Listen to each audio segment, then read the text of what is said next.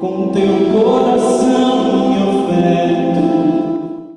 E aí galera, beleza? Estamos aqui para começar esse terceiro episódio desta série que quer abordar o nosso símbolo da fé, o nosso credo, parte por parte. Confere aí, mas antes da gente continuar a nossa explicação sobre os artigos da nossa fé, eu gostaria que você se inscrevesse, se você ainda não fez, no nosso canal, ativasse o sininho para receber as notificações e também deixasse um like aí pra gente, deixe seu comentário também.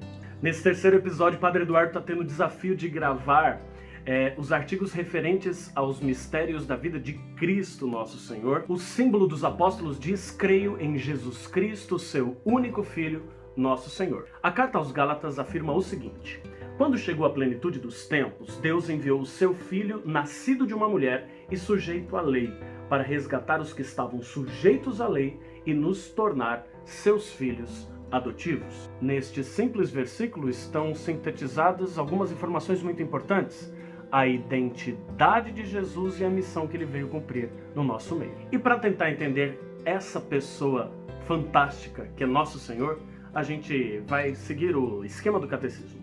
O que significa o nome Jesus? Jesus vem do hebraico Yeshua e quer dizer Deus salva. E isso tem tudo a ver com a missão do próprio Jesus, porque ele é o nosso Salvador. O Novo Testamento e os discípulos de Jesus o chamam de Cristo e de Messias. Cristo e Messias são sinônimos. Messias vem de Meshia no hebraico e Cristo vem de Christos no grego. E ambas as palavras significam ungido. Ungido significa que Jesus era assinalado de modo muito especial pela força do Espírito Santo para viver entre nós uma grande missão, a missão de nos salvar. Jesus é também reconhecido como o Filho único de Deus.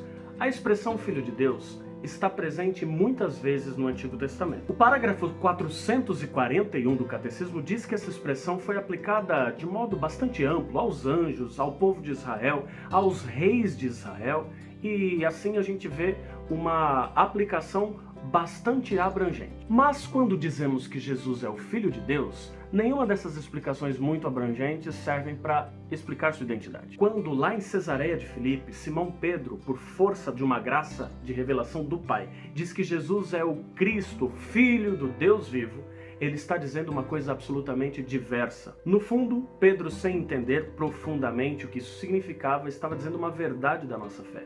Jesus é da mesma natureza do Pai. Jesus é Deus de Deus, é luz da luz, é Deus verdadeiro de Deus verdadeiro. Jesus é também Senhor. A palavra Senhor, geralmente no Antigo Testamento, sobretudo o Antigo Testamento de versão grega, em grego, Senhor é escrito à maneira de Kyrios, com a palavra Kyrios. Pois bem, essa palavra que no Antigo Testamento, versão grega, aparece referida ao Deus de Israel, é prontamente adotada para referir-se ao próprio Jesus nos escritos cristãos. Ou seja, já as primeiras comunidades que produziram aqueles primeiros escritos, que hoje são os livros sagrados do Novo Testamento, aplicaram a mesma palavra Kyrios para Jesus. Portanto, sim, desde o início existe uma compreensão que aos poucos foi se aprofundando cada vez mais de que Jesus é Senhor, Jesus é Deus também entre nós. Também não, Jesus é Deus entre nós, porque não existe outro Deus. Jesus é Deus entre nós, é Senhor entre nós. Ora, Padre, se Jesus é Deus, por que ele se revelou ao mundo como um verdadeiro homem? A pergunta mais teológica seria: por que é que Deus se encarnou? O símbolo niceno-constantinopolitano responde a esta pergunta dizendo assim: por nós homens e para nossa salvação, ele desceu dos céus. Então a resposta é justamente essa. A razão pela qual Jesus vem a esse mundo, Deus se faz homem, é por mim e por você, pela humanidade. E para fazer o que com a humanidade? Salvá-la. E como é que a gente vai sendo salvo? Bom, primeiro, Jesus nos faz conhecer o amor de Deus. Por causa do pecado, estávamos com medo de Deus, como Adão, que se esconde entre os arbustos do jardim do Éden, adquire um medo de Deus depois que desobedece ao Senhor. Logo, Jesus vem mostrar-nos quão grande é o amor de Deus e a misericórdia dele para conosco. Jesus nos salva também sendo o nosso modelo de santidade. Deus quer que a gente se aperfeiçoe enquanto ser humano. E este aperfeiçoamento precisa de um modelo.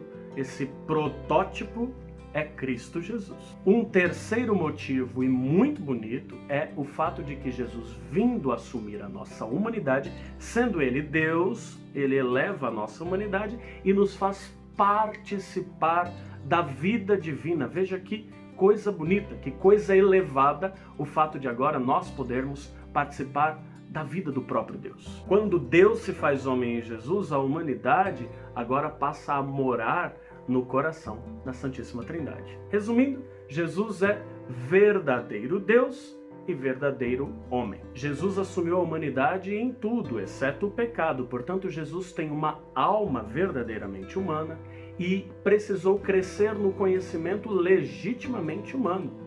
Enquanto verdadeiro homem, ele teve que aprender com José e com Maria muitas coisas. Ele precisou educar a sua vontade, porque a vontade de Jesus também era uma vontade humana. Uma heresia de influência grega dos inícios do cristianismo, chamada gnosticismo, olhava para o corpo como uma realidade um pouco negativa.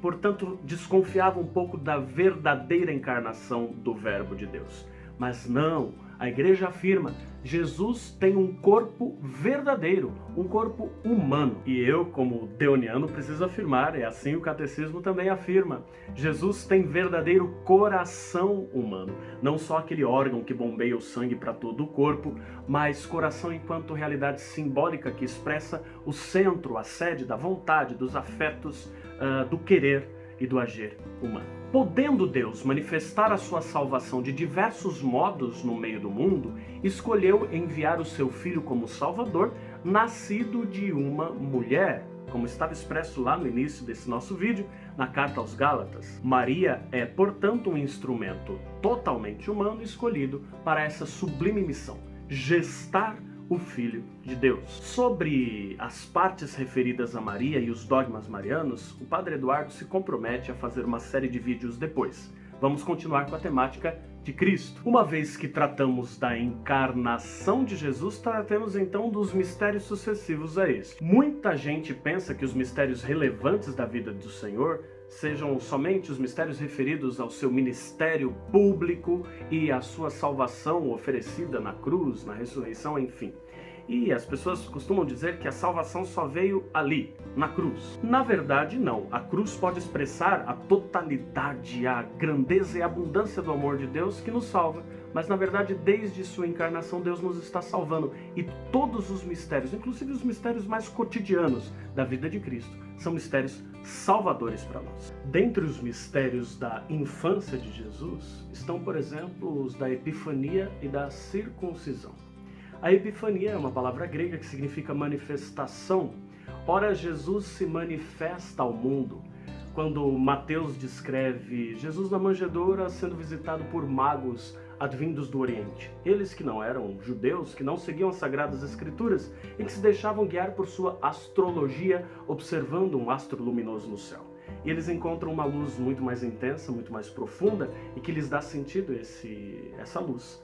É Jesus. Ora, a partir daquele momento, eles esquecem a estrela e adoram o Salvador.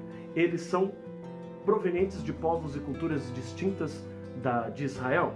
Por isso, eles são as primícias dos povos do mundo todo que vêm adorar um único Salvador. O evangelista Lucas mostra Jesus sendo apresentado no Templo de Jerusalém para a sua consagração e circuncisão. Ora, Jesus era verdadeiro judeu, então passa pelo rito da circuncisão, que significa submissão à lei judaica e participação verdadeira na herança espiritual de Israel. Assim vemos que Jesus é um bom judeu. Sabemos também, pelo Evangelho de Mateus, que o rei Herodes ficou extremamente desapontado com os magos e começou a perseguir crianças do sexo masculino de 2 anos para baixo, na tentativa de capturar este reizinho que havia nascido, para então ele não tomar o seu lugar, o seu trono. Ora, Jesus então foge para o Egito junto com sua mãe e seu pai. Do Egito depois, pelo aviso do anjo Gabriel, ele volta junto com sua família para Nazaré, na Galiléia. Deste modo, Jesus refaz o caminho do povo de Israel, povo que foi parar no Egito e se tornou escravo, que depois vive seu êxodo até chegar à terra prometida. Jesus assume em sua própria vida a história de seu povo, para então salvar a história de seu povo. Após este retorno para Nazaré, começa então o grande período cronológico, o maior de todos os períodos cronológicos da vida de Jesus, que é a sua vida oculta, a respeito da qual o Evangelho só nos fala daquela aparição aos 12 anos, quando Jesus se perde e é reencontrado no Templo de Jerusalém. Toda a vida oculta de Jesus é mistério, nós não sabemos necessariamente o que ele viveu ali, mas viveu certamente a vida cotidiana de um jovem israelita que tinha que ajudar o seu pai a manter com o suor do rosto e com o seu duro trabalho a sua própria casa, a sua própria família. Em tudo isso, Jesus vai salvando também o ser humano, que não é feito, que não tem uma história feita somente de grandes momentos de festa, mas que tem uma trivialidade, que tem uma cotidianidade. Depois de terminada a sua vida oculta, mais ou menos ali, pelos 30 anos, Jesus desce ao Rio Jordão e pede que João Batista, seu primo e precursor, o batize. João pregava um batismo que não era necessariamente o batismo que nós recebemos sacramentalmente da igreja hoje. Era um batismo de perdão de pecados, de conversão. Era um batismo simbólico. Ora, Jesus não tinha pecado, por que então ele pede para ser batizado?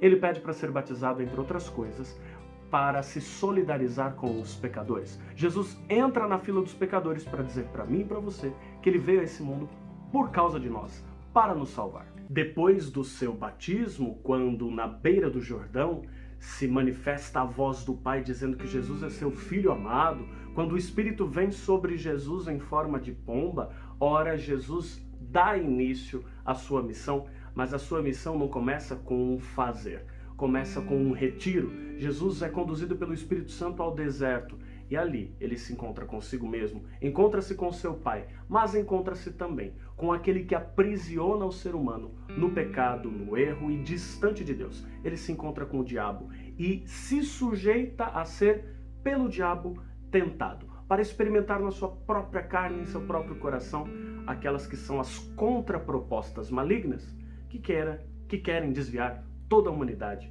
do projeto de Deus. Mais do que ser tentado, o importante é saber que Jesus vence o diabo. E ali, ele então avança num território que estava sob o jugo do diabo, mas que agora vai passando ao senhorio de Jesus, porque Jesus o derrota. Pois bem, meus irmãos, espero que vocês tenham gostado desse terceiro vídeo. A partir de semana que vem, nós continuamos essa trajetória cronológica da vida de Jesus, tratando sobre os seus mistérios, claro, na tentativa sempre de abordar o símbolo dos apóstolos, o nosso credo, parte por parte, para que a gente cresça na nossa fé. Obrigado aí pela sua audiência e continue conosco semana que vem.